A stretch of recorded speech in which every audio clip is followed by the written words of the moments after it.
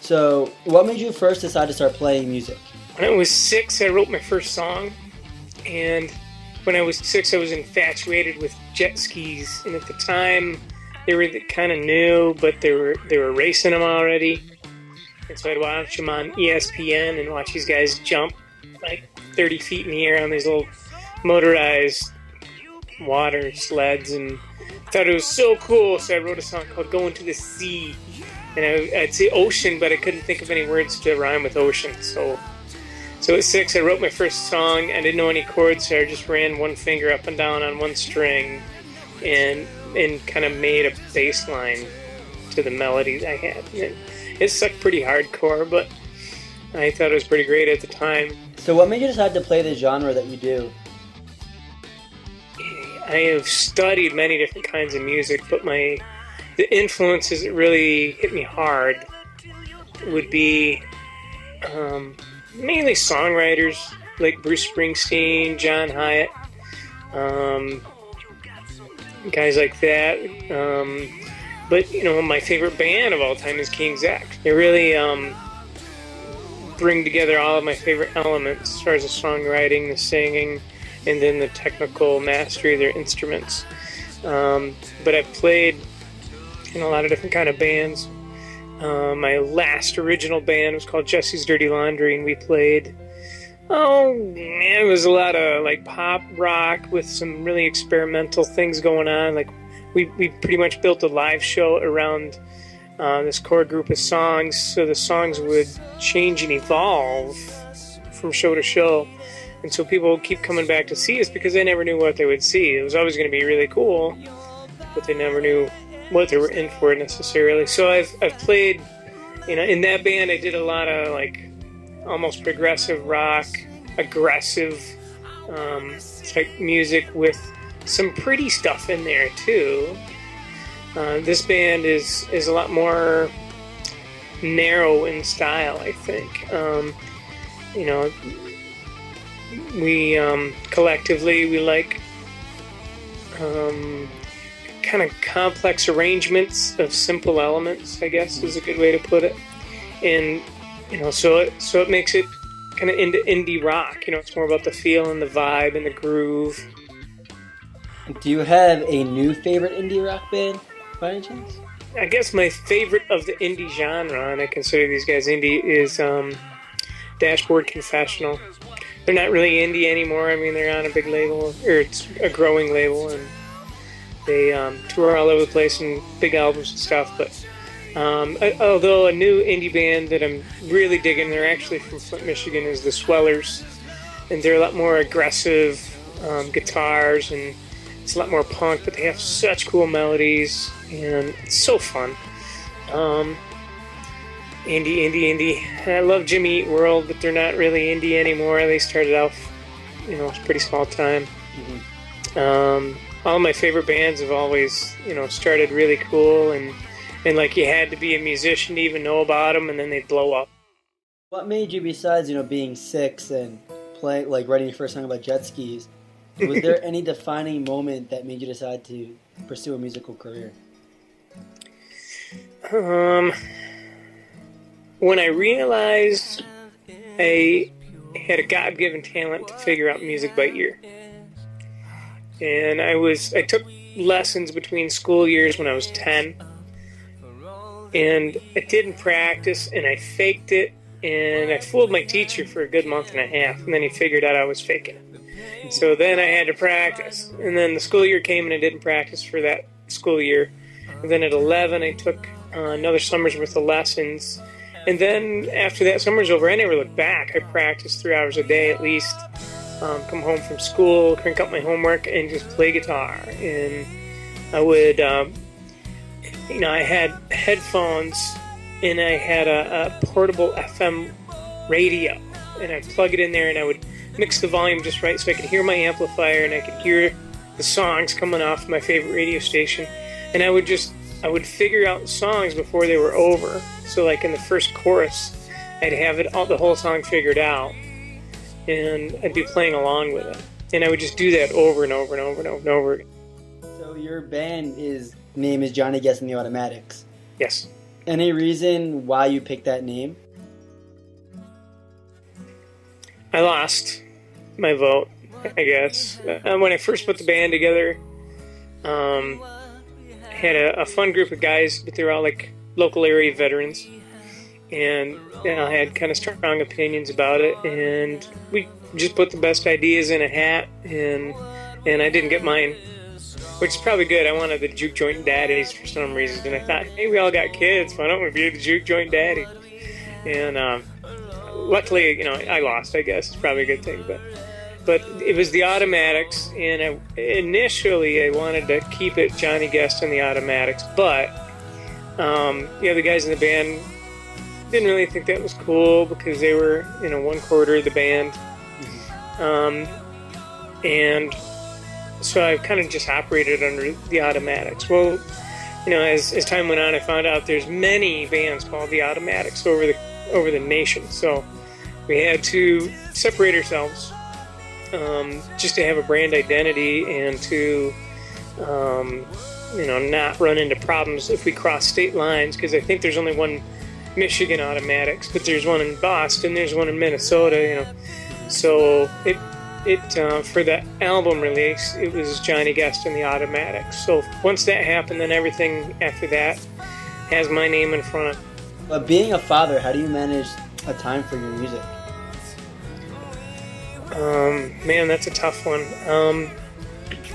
I had a really cool band going when my first son was born, and I chose to stay at home and do less and be with my kids. So, when I had, all of a sudden I had two babies, and I stayed home with two babies, and it was even less time. But the whole time I was writing and just kind of saving up songs for a rainy day, and I wound up, I think it was 2005, starting a band with a former student of mine, actually a couple of students, and then it took off again from there. So I did take a couple of years off, and I teach music, but I taught a lot less then, and then I finally quit. But it is a struggle, I'm sure, for anybody with a career of any sort and kids. For what I do, I teach music in the evenings, afternoons and evenings, and then play on the weekends. So it means a lot of nights away, especially, and it's tough. It would be so much easier to have a desk job, 9 to 5-er, and clock out, and then you're done working for the day. You go home and just be Family Guy. I would really prefer that, but it's not in the cards at the moment. As a recording artist, I can record whenever the kids are sleeping or during the day when they're at the school. So, as long as you're willing to piece it together and not go on the road, then you do just fine. Your band plays covers and originals, right? Right. Yep. So what's your favorite cover song to play, and why? Jesse's Girl, Brown Eyed Girl, Ramblin' Gamblin' Man, let's see, Take Care of Business. Those are my favorite ones.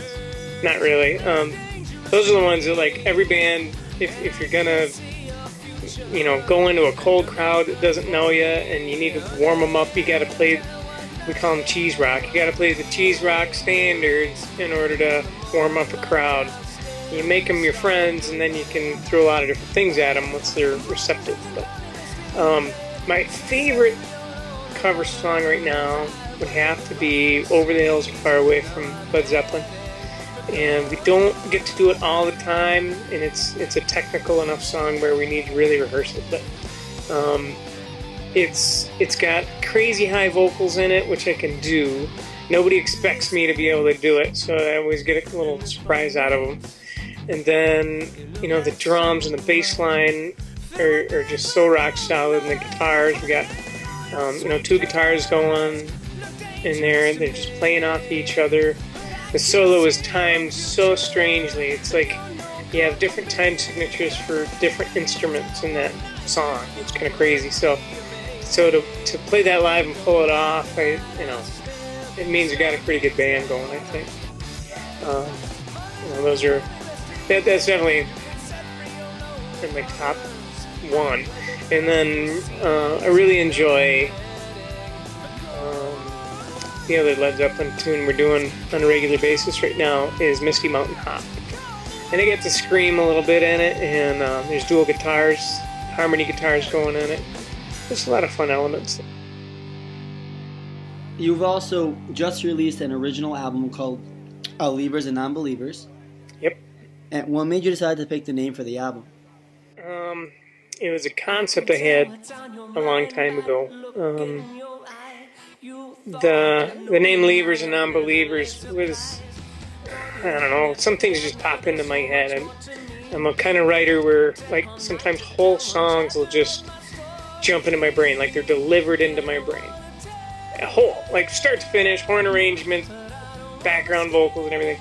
So sometimes I get a concept in the same fashion where, for this one I'd been writing all these songs about people in transition. Sometimes it's about me, sometimes it's about other people that I, come across, cross paths with, had coffee with, listen to their story, things like that. And I wound up, writing about it.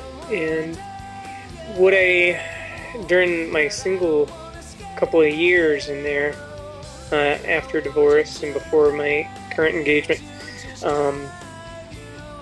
what really struck me was that it was amazingly rare to have two people who were looking for the same thing at the same time, and they found it in the other person. Pick any two people and see if they could agree on 3 things, let alone 10 things, would be pretty amazing. And so for two people to really find love and respect with each other was exceedingly rare. And so this album is really, there's a couple songs on it about, I actually wrote them in my times of despair about where I wanted to be. I would make mental lists like if I'd be happy if, and so I would write songs as if I was already there. But other songs are just about the in between. So it's in between. Sometimes you don't have ground to stand on. Drive You Away it's all about fear. It's about the fear of a reaction if you confess your feelings to someone you got the hots for. And of course on the backside of fear is anger and aggression. And so that song starts off kind of light and funky and then ends up just pounding, especially thanks to Donnie Brown on drums. I gotta put a plug in for him because he's a monster. Donnie Brown from the Verve Pipe. You gotta check out their last Kid CD. It's just a riot. But anyway, Leavers would be the people, maybe you're in a relationship and then someone loses faith in that relationship and they leave. And sometimes it's the other person, sometimes it's you. And then non-believers, of course, would be the people who just can't imagine or can't envision themselves with a person that is interested in them. And so they just lack the faith to try, and sometimes it's the other guy, sometimes it's you. So those perspectives and emotions that get tied up in all this stuff is what I tried to write to during the time period of these songs. And then when I picked the songs for the album, I picked them according to start to finish. Like it would start here and it would end here. And then I got to looking at the track listing and I'm like, this doesn't work. So I wound up scrambling the songs so that it was more pleasing to listen to. But you can arrange them in a way so they would start to finish. So, what are any future plans with the band? Well, right now we're trying out new drummers. Current drummer Matt Kramer is he's actually helping us find a replacement, which I very much am appreciative for. But he needs to stay closer to home, and we have kind of some bigger plans. So we're trying out new drummers right now. You're looking at doing some regional things and doing some casinos and festivals in Michigan especially. Also, we'd love to do more weddings. We love celebrating awesome events like that with people. Also, there's some opportunities out there to play on cruise ships, which I think would be a grand old time. So we're definitely going to be pursuing that in the future, doing not long stints. I've been on a cruise and I've talked with musicians who were on a boat for 6 months, and they looked a little crazy to me. I don't know if I'd want to, trust them to borrow my car for an hour. You know what I mean? They might take off, but a 7-day stint on a cruise ship now and then I think would be really nice. I'm looking at your pictures through your MySpace. I'm looking at your Facebook, and the only thing I can see are the aviator glasses and your mustache. Oh. Is there, like your beard, is it like a staple for the band, or is it just something that I'm noticing? It's probably just you. At about 16 years old, I wanted to grow some facial hair, but I have too much Native American in me. If you look back in like all the old books of Native Americans and the early pictures the settlers took, there's no facial hair. They just didn't have any. Mm-hmm. And so I have too much Native American in me to really grow a respectable beard. Until I hit about 30, for some reason the hair growth switch turned on. Luckily it hasn't hit my back yet. I'm really hoping that switch doesn't get thrown anytime soon. But I can finally have some facial hair, and by God, I'm going to have some. Is there anything that you would like to say to your fans? Check out the holiday bundles, because it's a new thing for me, and I'd love to hear people's opinions on the stuff that I've whipped up for them on Zazzle.com/Jon Guest is what it wound up being. But I tried to come up with some unique things they could have, and they would last them in a while. A t-shirt lasts forever around here, so hopefully they can enjoy them.